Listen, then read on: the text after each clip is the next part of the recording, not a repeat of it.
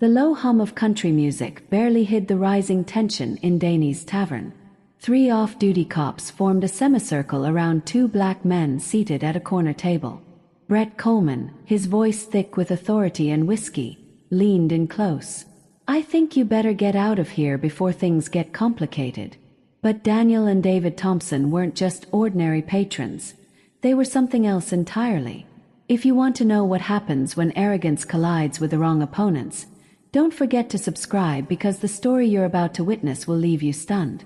Daniel barely looked up from his beer. His calmness irritated Brett, but it rattled Rick Torres, who caught the subtle control in his posture. David finally raised his head, his gaze steady, unsettling. "Trouble," he said softly. "We're just having a quiet drink." Jake Morrison, young, drunk, and reckless, gave a harsh laugh. "You don't get it, do you? This bar is ours. Our turf." Some customers turned their heads, but most pretended not to see. It was a scene too familiar. 3 armed officers flexing power where none was deserved. The twins exchanged the briefest of glances, the kind that carried decades of unspoken conversation, years of shared humiliation, years of learning when to endure and when to strike. This silence wasn't weakness. It was calculation. Brett slammed his palm on the table, making bottles rattle. "You're leaving now, and you're going to thank me for letting you walk out of here." Daniel's memory flashed to being 15, stopped and frisked for nothing more than carrying schoolbooks. That humiliation still burned, but he wasn't that boy anymore. He looked Brett in the eye. "We'll finish our drinks and leave. No fuss." His voice was calm, too calm, and Brett hated it. David slowly reached for his wallet. "Interesting idea," he said, pulling out his ID deliberately. "Maybe we should see yours first, just to make sure you're really police officers." The words lit a fuse. Brett's face flushed red. Rick muttered under his breath, urging him to back down, but alcohol and arrogance pushed him forward. "Get up. Now." The bar fell into silence, the music almost dying with the mood. Even Louise, the bartender, froze mid-polish and reached for his phone. The brothers stood in unison, moving like shadows in sync, their athletic frames cutting through the stale air. Daniel spoke evenly. "We're leaving, but you'll regret this." Brett barked a laugh. "We'll see who regrets it when I find something questionable on you outside." He had no idea who he was provoking. "When?" David tilted his head, his voice almost pitying. "You don't know who you're talking to, do you?" Jake spat. "I don't care if you're kings of Africa. Here you're nothing." The twins walked to the door, Brett and his men tailing them like hyenas circling prey. But something in their stride unsettled Rick Torres. Not fear, not defiance, something sharper. Control. Outside, under the flickering street lamps, Brett shoved Daniel hard against the hood of a car. Cold metal against his back. Daniel didn't flinch.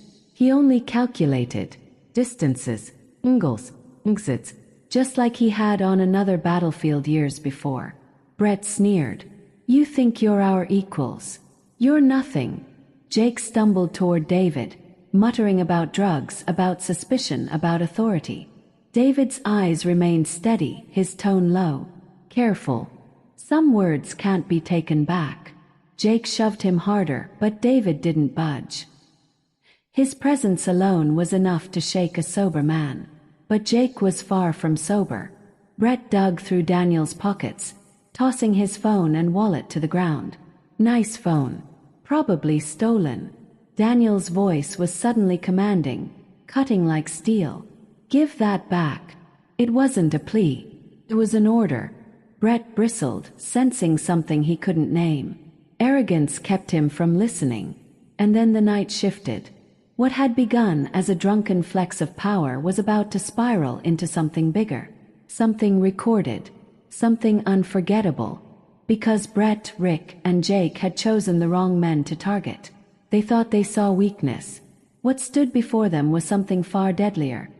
A U.S. Army Ranger captain and a Navy SEAL commander.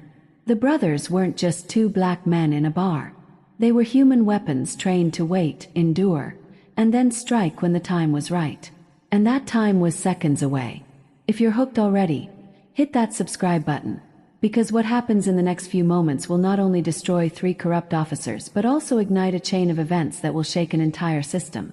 The parking lot smelled of cheap beer and engine oil, the air charged with something no one could name. Brett shoved Daniel harder against the hood, his whiskey breath hot with rage. Hands behind your back. Now. Daniel's eyes narrowed, not with fear but with memory. Fallujah, 2011. A chaos of war. 3 seconds to make a call that would save lives or end them. Back then he commanded soldiers. Tonight he commanded himself. David's voice was quiet, almost too soft. You don't want to do this. But Jake, reckless and drunk, circled him with a swagger. We're the police. We can do whatever we want. You got that? His baton wobbled in his hand, ready to strike. Rick Torres' stomach knotted. Every instinct screamed at him to stop this madness. These men weren't ordinary. The way they stood, the silence between them, the precision in their movements. It screamed training. Military training. But Brett was blind with anger, and Jake was too far gone in liquor to listen. Daniel's voice cut through the night. We haven't resisted. Not yet. The word yet clung to the air, a warning disguised as calm. Brett clicked open his cuffs, trying to make his authority heavy. Resist and see what happens. David finally moved, shifting just enough that Jake's drunken lunge met only empty space. Smooth, effortless, controlled. Anyone with experience would recognize it instantly. Combat discipline. Jake stumbled, nearly falling. Rick's blood ran cold. These weren't just veterans. They were elite. Inside the bar, Louise pressed record on his phone. For years he had watched these 3 officers harass, intimidate, destroy lives. But tonight felt different. You're done, Brett barked, reaching for Daniel's arm. Daniel didn't move. Instead, he pulled his phone free, holding it up like a mirror. Recording unprovoked assault by off-duty armed police, he said flatly. Brett lunged for the phone, but Daniel stepped back in perfect rhythm, putting distance between them. David mirrored him, raising his own phone. Now there were 2 cameras, 2 records, 2 truth. Jake roared, "Turn them off!" His baton swung wildly through the air, missing David by inches. And with that single swing the balance shifted. Self-defense was no longer a question. It was a fact. The game Brett thought he controlled was slipping away. Second by second, recorded from every angle. If you're gripped by this moment, subscribe right now. Because what unfolds next isn't just a fight. It's justice breaking through arrogance like lightning through a storm. The air grew colder as headlights pierced the night. Luis wasn't the only one recording anymore. From a car parked at the edge of the lot, a woman stepped out. Sharp suit, fierce eyes, a badge glinting in her hand. "Because I am Assistant District Attorney Lisa Monroe," she said clearly, her voice slicing through the chaos. "And I just witnessed 3 officers commit multiple crimes." Brett's face drained of color. Rick froze. Jake blinked, swaying under the weight of her words. Lisa walked forward with deliberate steps. Harassment, assault, abuse of authority. The list goes on. "Shall I continue?" David slipped his phone into his pocket, the faintest smile crossing his lips. "Good to see you again, Prosecutor Monroe." She nodded in recognition. "Commander Thompson. Captain Thompson." The silence shattered. Rick nearly collapsed. Brett stammered. "Wait, what did you say?" Daniel's posture shifted, no longer calm but commanding. "Captain Daniel Thompson, U.S. Army Rangers, currently instructor at West Point." David followed seamlessly.